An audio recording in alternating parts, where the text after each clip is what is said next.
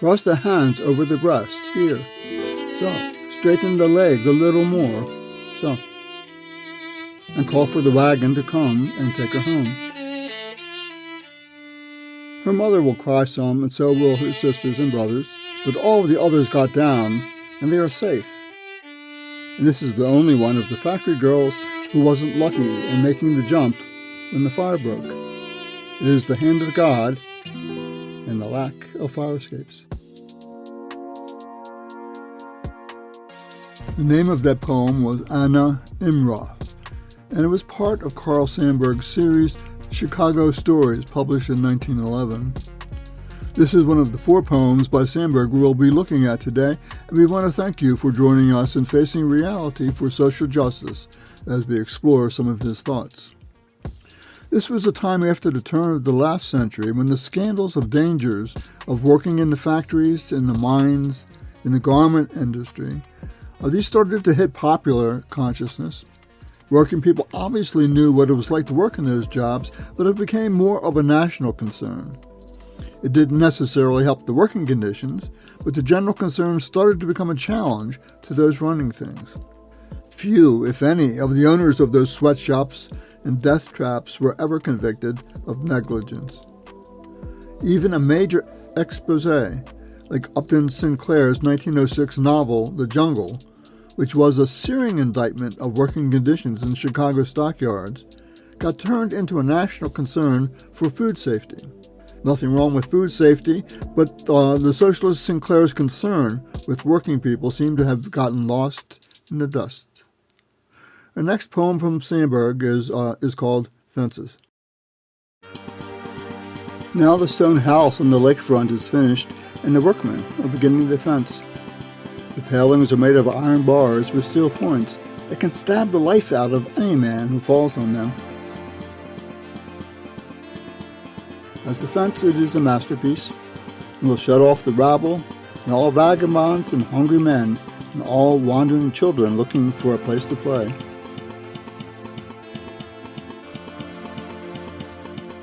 Passing through the bars and over the steel points will go nothing except death and the rain and tomorrow. There's a coldness about capitalism that Sandburg understands pretty well. Capitalism is about building and growth and expansion, and one of the critiques of the system is that these qualities are supported with no consideration of who's in the way. Not true. Capitalism always knows who's in the way and who can get hurt. That's what capitalist competition is all about. Sandburg gives us the fence being built and people being kept out. This is good for the workers building the fence, but the larger reason becomes totally obvious. Something similar can be said for President Biden's massive infrastructure programs that give thousands of much-needed jobs to people who really need them. Many of these jobs are well-paid and are employed in building infrastructure. But looking closer, we can see many jobs are in new and lower-paid industries like solar power. Nothing wrong with solar power, but too often workers are used to much better paying but disappearing jobs. No just transition here. And how many resources are going into the development of a computer chip and energy glutton AI industry, whose goal is a more efficient and competitive but smaller and de-skilled workforce.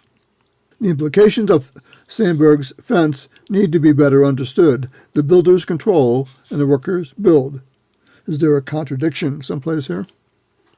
Our next poem is called All Day Long.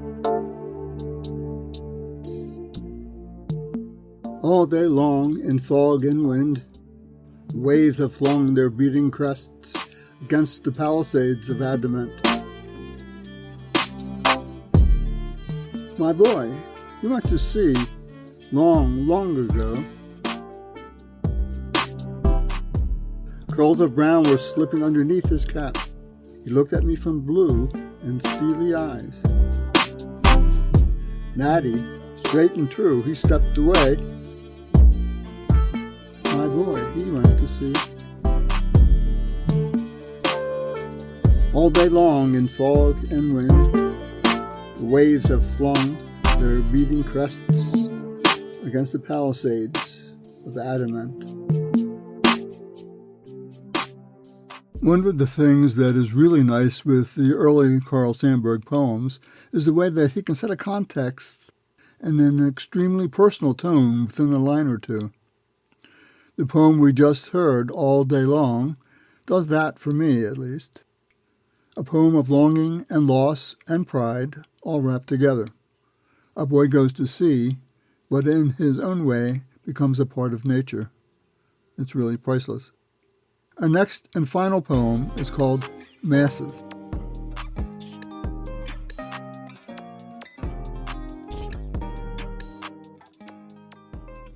Among the mountains I wandered and saw blue haze and red crag and was amazed. On the beach, where the long push under the endless tide maneuvers, I stood silent. Under the stars on the prairie, watching the dipper slant over the horizon's grass, I was full of thoughts. Great men, pageants of war and labor, soldiers and workers, mothers lifting their children, these all I touched, and felt the solemn thrill of them.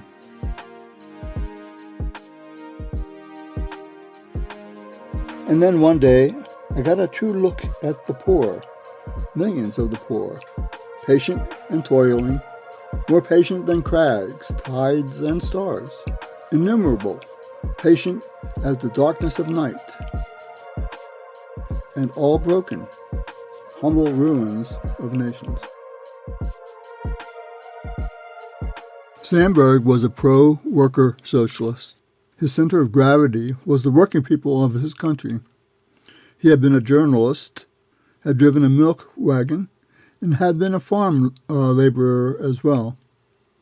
He was part of the Socialist Party in Milwaukee that people referred to as sewer socialists. They were interested in a safe sewer system, and by extension for reforms to help the lives of working people. His eye for social and class contradictions is impeccable, and as we see with the 1916 Chicago Stories series of poems, he could touch the heart of a nation. Today we would probably call him a Roosevelt Democrat or a Bernie Sanders socialist, really good at showing the problems of society, but a bit shy when it came to solutions. Given today's vicious Supreme Court attack on democracy, and even making it more difficult to protect the lives of people like Anna Imroth, from our first poem today, more than accurate descriptions and howls of grief from Democrats are necessary. We can only hope that some of the poets of resistance that are now trying to talk to us from Detroit, from Gaza, from Myanmar, or from Sudan will get a larger hearing. Our growing movements need poetry as well. Anyway, that's our show for today. The poems were by Carl Sandburg. The commentary was mine. And I pulled together the music as well. And I'm Wayne Heimbach.